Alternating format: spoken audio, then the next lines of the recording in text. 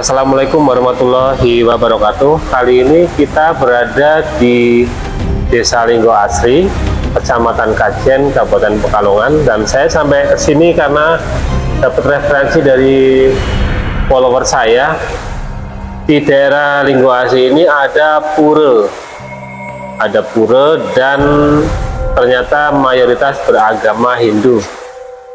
Dan yang lebih unik lagi di sini tuh katanya ada peninggalan batu lingga. Nah, tapi berhubung hujan, kita mencoba untuk menggali sejarah Desa Linggo Asri ini. Dan di depan kita itu ada pengurus pura, Pak Waris. dengan siapa Pak? Pak Waris. Pak Waris, ya baik Pak. Ini saya datang dari Subah. Ini ingin tahu sejarahnya Desa Linggo Asri ini. Terus pura ini itu berdiri sejak kapan? Gitu Pak. Desa Linggo Asri dinamakan Desa Linggo Asri karena di sini ada peninggalan leluhur yang Lingga Yoni. Nah, Lingga Yoni, maka mungkin orang dahulu para leluhur menamakan di sini kaitannya dengan Lingga Yoni itu dinamakan Lingga Asri. Lingga mungkin mengambil dari batu lingga itu, aslinya ditambah karena di sini di gunung yang bisa melihat ke bawah ke kota kelihatan dari sini, maka dinamakan barangkali Asri. Itu. Apa tadi? Pura Berdiri sebenarnya dari tahun 60 di sini ada pura, tapi kecil-kecil karena hanya kemampuan dari masyarakat pada waktu itu kan.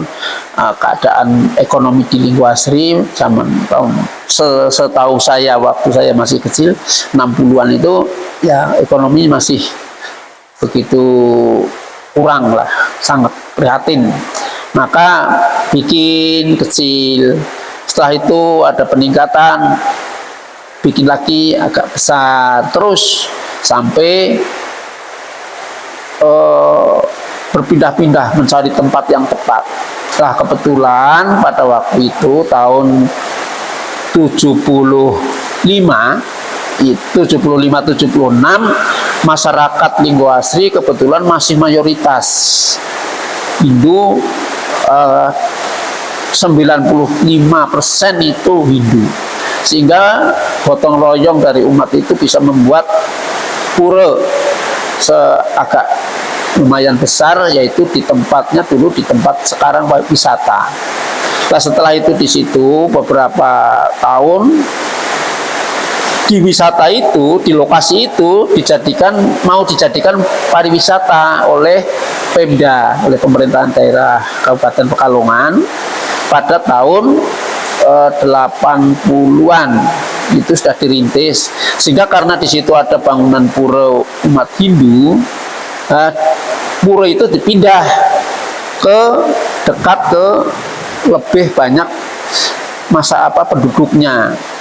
Itu dipindah karena yang memindah pemerintah dengan sudah susah payah umat itu membuat ya, dengan semampunya sudah jadi, kok setelah itu mau dibuat menjadi wisata. Lah itu pemerintah mengganti atau membuatkan pura di Dukuh Linggo Asri pada tahun 82. Itu seperti itu. Namun pada waktu itu caranya membuat itu tidak sekaligus jadi, bertahap sampai bertahun-tahun.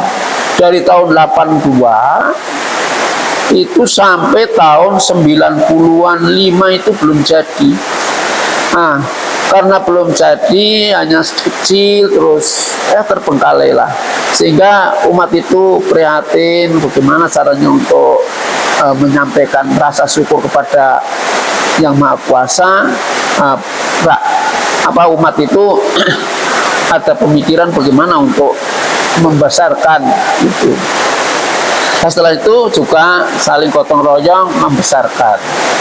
dari tokoh-tokoh mendukung, sehingga itulah menjadi membuat pura yang agak lumayan bisa ditempati orang banyak. Pada waktu itu dibikinkan oleh diganti oleh oleh pemerintah itu hanya tempat namanya Pewedannya itu hanya 3 meter 6 meter besarnya. Jadi ya kurang memadai untuk rasa bersyukur kepada Tuhan. Sehingga para umat gotong royong membuat tempat pewedannya itu 8 meter persegi. Nah, sampai sekarang terus berkembang saling gotong royong sehingga bisalah menjadi tempat ibadah yang lumayan bisa digunakan. Bahkan ada tamu jauh dari Bali maupun dari daerah lain yang ingin datang ke pura bisa menampung. Jadi nanti kita eksplor ke puranya teman-teman ya. Setelah kita wawancara nanti kita lihat puranya seperti apa teman-teman. Kadang-kadang teman-teman ingin sekali melihat puranya. Berhubung masih hujan ya Pak ya. Nah ini berarti di daerah sini itu sekarang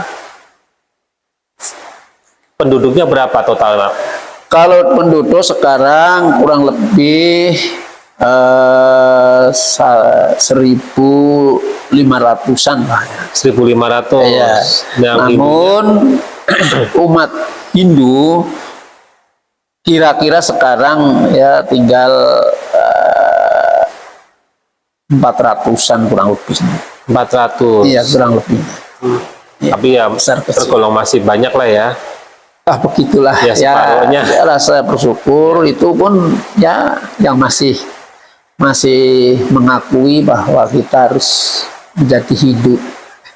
Nah itu tadi sempat dengar dari bincang-bincang itu uniknya satu keluarga ada beberapa agama tapi rukun. Itu benar Pak? Benar. Di sini satu keluarga bisa berbeda keyakinan. Ada Muslim dengan Buddha, ada Buddha dengan Hindu, ada Muslim dengan Hindu, ada yang lain. Jadi di sini di Linggo Asri itu tentang keyakinan itu tidak bermasalah atau tidak menjadi satu perbedaan yang luar biasa. Itu di Linggo Asri itu keyakinan itu sebagai apa ya, rasa bentuk untuk menyampaikan rasa syukur pada Tuhan dan merasa bahwa perbedaan itu semua adalah sebenarnya sama sih, satu yang menyertakan satu yaitu Tuhan hanya berbeda nama. Kalau di Hindu itu namanya Ida Sanjang Widiwasa, di Muslim mengikuti Allah, ya kan? Itu aja. Di Buddha Sang Buddha Gautama itu aja. Tapi umat Hindu atau masyarakat Linggo Asri ini semua sadar atau memahami bahwa perbedaan ini sebenarnya tidak menjadi masalah. Yang penting saling membantu, saling gotong royong, saling menjaga kehormatan. Itu berarti satu rumah itu Pak? Satu rumah. Satu rumah ya? Iya. Itu menarik sekali teman-teman. Urusan suami istri itu bisa berbeda keyakinan. Suami Hindu, istri Islam. Bisa, semua Hindu sama Buddha bisa. Oh gitu. Jadi nggak ada masalah tentang keyakinan itu kalau di Linggo Asri. Menarik sekali. Iya, jadi saling menghormati apa kebiasaannya. Misalnya satu keluarga yang Muslim waktunya sholat monggo, yang Hindu waktunya sembahyang monggo, yang Muslim waktunya ada hari besar ya silakan. Sampai gotong royong misalnya sekarang sekarang kebetulan di Linggo Asri ini di pura juga ada renovasi tempat ibadah, terusan Muslim juga ada perbaikan tempat ibadah masjid. Itu sama. Satu keluarga karena dua keyakinan suami istri itu, misalnya suaminya ke pura ya ada tarikan untuk renovasi atau untuk pembangunan pura ya memberi urunan atau iuran. Yang di masjid juga kebetulan sekarang ini dua-duanya ada yang ke masjid, ada yang ke pura. Urunan itu satu rumah itu bisa dua arah antara tempat ibadah masjid dengan pura. Ini Luar sekarang biasa. ini pada waktu ini gitu. Ya. Jadi tapi tidak merasa keberatan karena itu semua memang harus kebutuhan. Luar biasa sekali Pak. Iya. Ini mesti dicontoh di daerah-daerah lain bahwa toleransi itu, kerukunan antar umat beragama itu memang membawa kedamaian. Kedamaian bukan untuk berjalan. Dan ini satu kali lagi saya dapat pertanyaan dari follower saya Pak. Ya. Mereka penasaran tentang batu yoni itu. Iya. Sebenarnya apa sih Mas kalau di agama Hindu lah, ini kebetulan saya langsung sama Bapak. Iya. Gimana menurut Bapak? Jadi menurut orang tua, yoni adalah ibu, lingga adalah bapak. Jadi simbol orang tua antara bapak dengan ibu. Itu dinamakan lingga yoni. Jadi lingganya itu adalah simbol laki-laki, yoni adalah simbol ibu perempuan. Sehingga maka di lingga yoni itu pasti biasanya ada aliran air. Karena semua hidup bisa membutuhkan air, api, hawa atau angin, itu. Itulah. Kebanyakan kita temui batu-batu yoni itu di persawahan Pak ya. Ya. Nah, biasanya pasti kalau ada lingga yoni itu pasti ada sungai walaupun kecil atau ada kecil. air, pasti itu. Ya. Ya, pasti ada. Lah di Linggo Asri sini kebetulan karena di sini lingga yoni itu menurut peneliti dari Cagar Budaya atau dari para ahli itu yoni sini sangat tua sekali, masih prasejarah, bahkan menurut beliau yang meneliti belum ada alat apapun Lingganya. untuk membuat lingga yoni itu lingganya itu. Jadi masih batu yang tapi sudah berbentuk lingga, namun tidak serapi yang lingga-lingga yang sekarang, yang sudah mungkin sudah ada alat untuk membuatnya. Baik Bapak, ini terima kasih banget atas masukan-masukan ilmunya ya, penjelasannya sehingga kita sebagai umat muslim pun paham ya, itu seperti apa, maknanya seperti apa. Dan ini setelah kita wawancara, kita bisa lihat puranya nanti Pak ya. Ya, baik teman-teman, ini kita nanti langsung lihat puranya setelah hujan reda. Dan kita juga akan menengok batu lingga yang katanya tertua di Indonesia Pak ya. Kita sudah sampai di depan puranya teman-teman. Ini namanya Pura Kalingga Satya Dharma, Desa Linggosari, Kecamatan Kajen. Nah, ini bisa dijelaskan Pak, yang di atas itu apa ya Pak? Yang ini pintu ini namanya Pintar, yang itu namanya Puri Agung. Puri Agung. Ya, Puri Agung itu puri besar untuk masuk ke tempat ibadah ke pura. Nah, ini namanya yang sana namanya Mandala Utama. Yang mau masuk sana ini namanya Mandala Utama. Mandala Madya. Ini Mandala Jaba di sini. Terus itu patung dua itu? Patung yang dua itu namanya Kupolo. Ya, itu penjaga lah istilahnya, penjaga pintu. Itu sosok apa Pak? Ya boleh dikatakan begitu. Tadi seorang Kupolo kan ya kayak dekat yang harusnya kan menyeramkan gitu kan. Gitu. Iya. Apa namanya? Ada kata lain dari Kupolo Pak? Dwarapolo? Beda lagi ya. Terus yang lagi dibangun di atas itu apa namanya Pak? Itu namanya Candi Buana. Bisa lihat dari sini Pak? Dari sini ya, dari kejauhan aja ya. Itu masih begitu, itu masih penggali. Masih itu. Masih direnovasi teman-teman. Iya, direnovasi. Candi Buana Padma. Ya. Itu satu kiblatnya lah. Ya. Nanti yoninya kita di dalamnya ada tempat ruangan, itu nanti ada yoninya. Gitu. Apalagi tadi ya Pak ya, ini Lingga ya. Lingga Yoni. Kalau lingganya di mana, Pak? Di tengah desa Dukuh. Oh, di Iya, masuk ke kampung. Dukuh ya. Iya, ke kampung. Tapi bisa dilihat, Pak. Bisa. Nanti kita ke Lingga, Iya, Lingga Yoni. Bener ya, Pak ya? Iya, Lingga Yoni. Ke Lingga, teman-teman ya. Di sana ada lingga yang tertua ya, Pak ya? Nggih.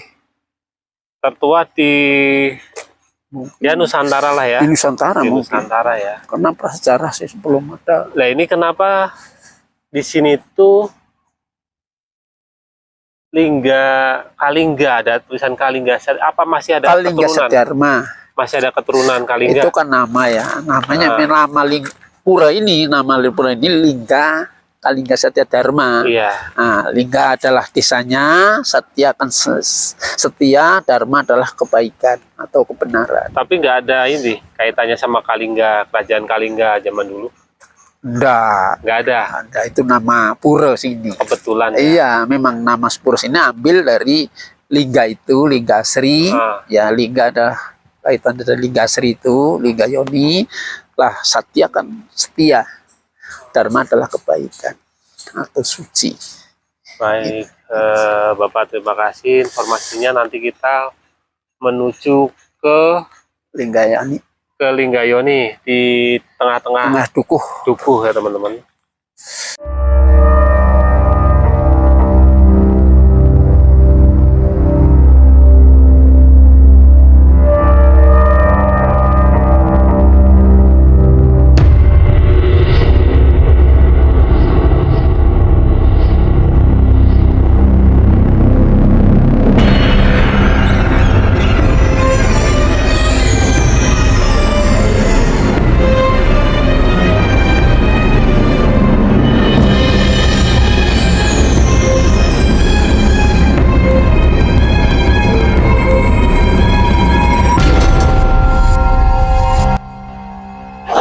Dan ini wujud batu Lingga Yoni yang asli. Dan di sekitar situ banyak Pak ya. Itu juga ada teman-teman. Yang ini. Nah itu juga. Oh iya. Terus yang itu di Gampeng sih. Nah itu.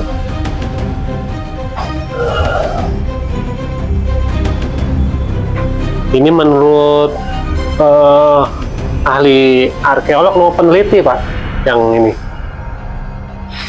Peneliti ya. Peneliti. Kan semua dari UGM, Guru Besar UGM, terusan dari Cagar Budaya Pusat. Nah, ada yang pernah menyampaikan bahwa ini prasejarah. Prasejarah berarti dengan mubalik pun ada yang menyampaikan seperti yang tadi saya sampaikan. Lah itu Mas, yang itu dulu kelihatan segitu. Yang itu. Nah, tapi setelah digali lah itu kan bisa nggak tergali. Sama ini di sini ada nih.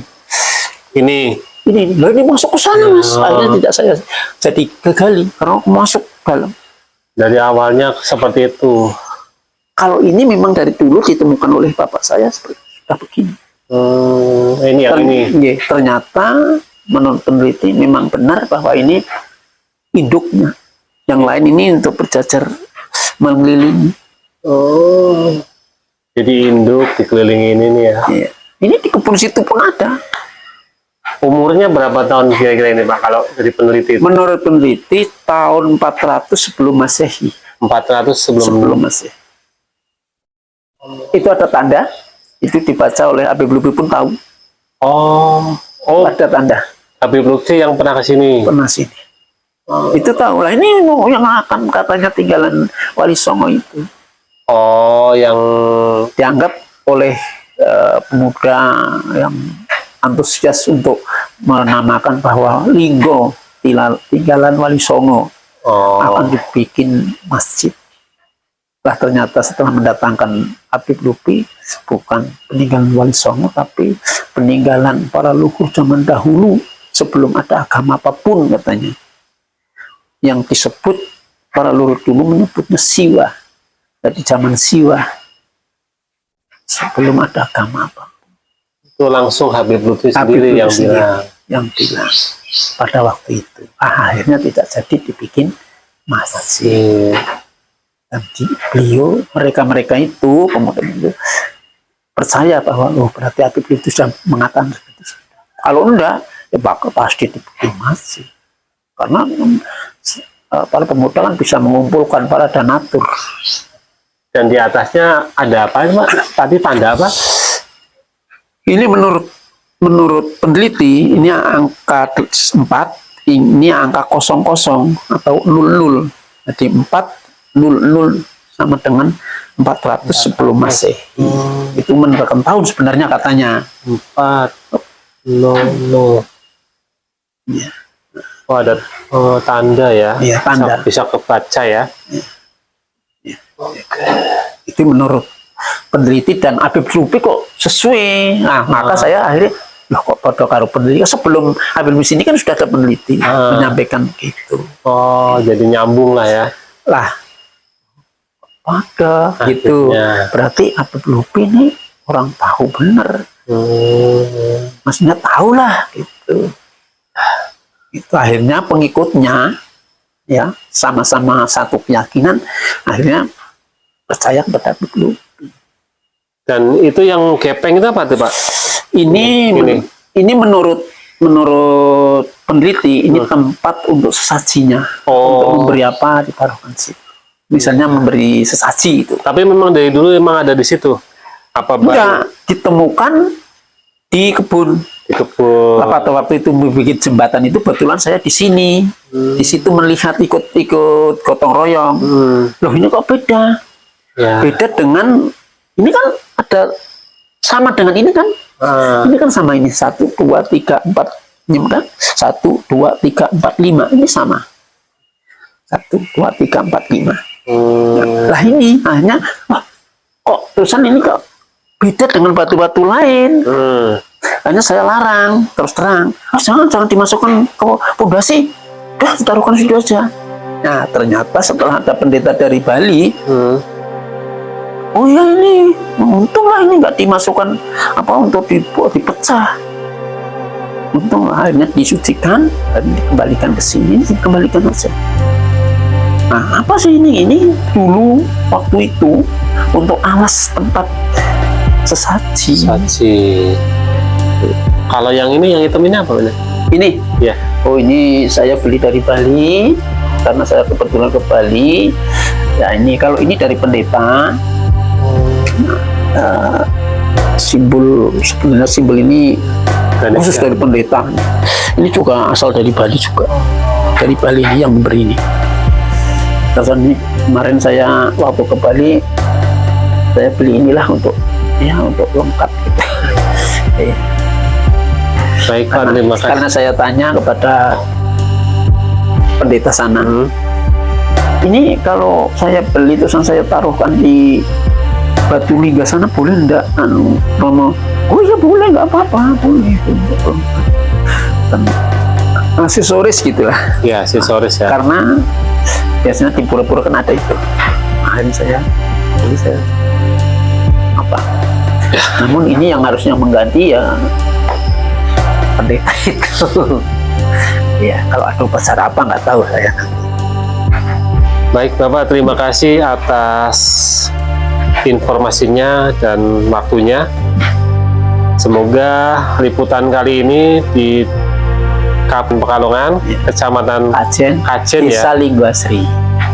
Desa Linggo Asri, Ini bermanfaat buat teman-teman semua dan bisa menambah wawasan. dengan saya sendiri, Mas, setiap Suro, bulan Sura, ini entah harinya harus hari Jumat Kliwon, ada di bulan Suro, ada hari Jumat Kliwon atau pokok bulan Suro itu ada pembersihan, pencucian baru lagi, dicuci dengan 7 macam air. Nah, semua umat datang ke sini untuk upacara itu. Setiap Suro ya? Ya, saya mengambil setiap Suro. Airnya air dari mana, Pak? Airnya dari sini, tapi ada air kelapa gading matahari yang merah itu, ada kelapa hijau, ya kan? ada minyak kelapa, minyak lentik asli, terusan minyak cendana, air bunga kan. Oh, bukan Bunga bukan 7 warna. bukan 7 mata air, bukan ya? Bukan, hanya macam air yang diberi gitu. Terusan jeruk keris untuk pembersih. Semua biasanya semua apa dulu sesepuh kita kalau bulan Suro atau bulan Panjang Jimat namanya barangkali, itu kan membersihkan, namanya memperangkani ya, membersihkan kaman-kaman itu kan, pusaka-pusaka itu kan pakai keris, jeruk keris untuk pembersih. Baik, Bapak. Ya. Terusan air susu dan air madu. Ya. Tujuhnya. Terima kasih sekali atas informasinya, atas waktunya. Semoga bermanfaat untuk teman-teman semua.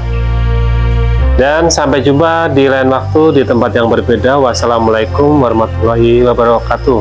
Oh, saya tutup Mas ya.